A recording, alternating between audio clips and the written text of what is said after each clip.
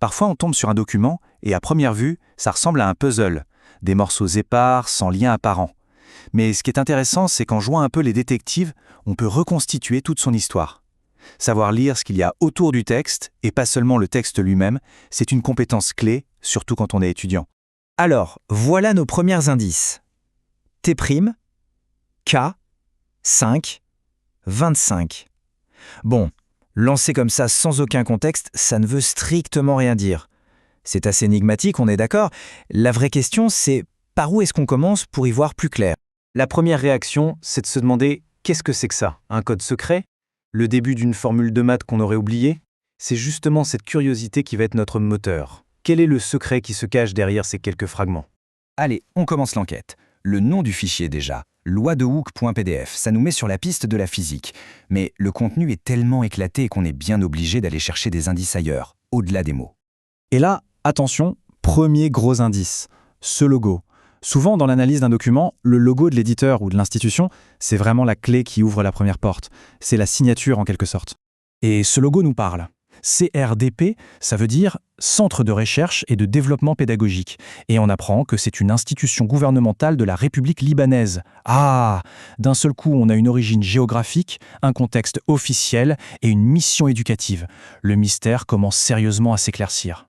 Bon, maintenant qu'on a identifié l'éditeur, on va pouvoir utiliser les autres bouts de texte pour reconstituer l'identité complète de notre document. Voilà la première pièce de notre puzzle textuel, le livre scolaire national. Ça confirme ce qu'on suspectait avec le logo, ce n'est pas un article de recherche, ce n'est pas un brouillon, non, c'est bien un manuel scolaire officiel. La deuxième pièce, elle, nous dit à qui ça s'adresse. 9e année. On sait donc que ce manuel est fait pour des élèves qui ont à peu près 14-15 ans, le niveau, le langage, tout est pensé pour eux. Et enfin, la dernière pièce qui vient tout boucler, de l'éducation de base. Ça confirme le cadre scolaire, le niveau d'enseignement, chaque petit mot nous rapproche de la solution. Et voilà, on assemble tous les fragments et on a le titre complet. On passe d'un fichier mystérieux à « Le livre scolaire national, 9e année de l'éducation de base ». Le point important ici, c'est qu'on a transformé le chaos en information claire et précise. Mais l'analyse, elle ne s'arrête pas là. Savoir ce que c'est une chose, mais savoir qui l'a fait, c'est tout aussi essentiel. Parce qu'un manuel, c'est toujours le résultat d'un travail d'équipe. Derrière chaque document, il y a des gens, des auteurs, des coordinateurs, des traducteurs. Comprendre qui a fait quoi, ça ajoute une dimension humaine, professionnelle, qui est indispensable pour une analyse complète. Et là, on voit bien cette collaboration. L'auteur, c'est Sarkis Zelanier, Mostafa Soukarié a coordonné et relu, Ronia Riyad Zeid s'est occupé de la traduction et Ala Fayad de l'édition linguistique. C'est tout un petit monde de professionnels qui a travaillé sur ce contenu. Identifier cette équipe, c'est donc une étape cruciale. Ça nous rappelle que le savoir, ce n'est pas quelque chose qui tombe du ciel.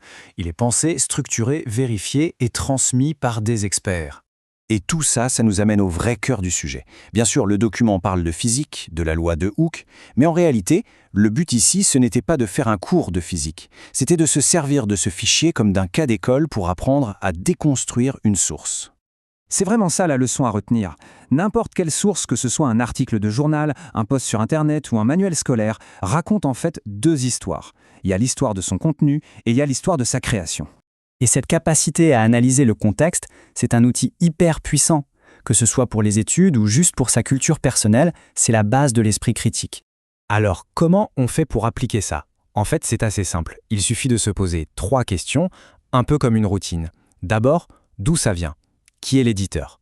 Deuxièmement, pourquoi ça a été fait? Pour qui? Et enfin, troisièmement, qui sont les personnes qui ont travaillé dessus? Rien qu'en répondant à ça, on a une vision beaucoup plus riche de l'information. Donc la question à garder en tête, c'est la prochaine fois qu'on se retrouve face à un document, pour un cours ou autre, quelle est l'histoire cachée qu'on va essayer de découvrir, celle qui se trouve autour des mots? On peut avoir de vraies surprises. Merci d'avoir suivi cette analyse.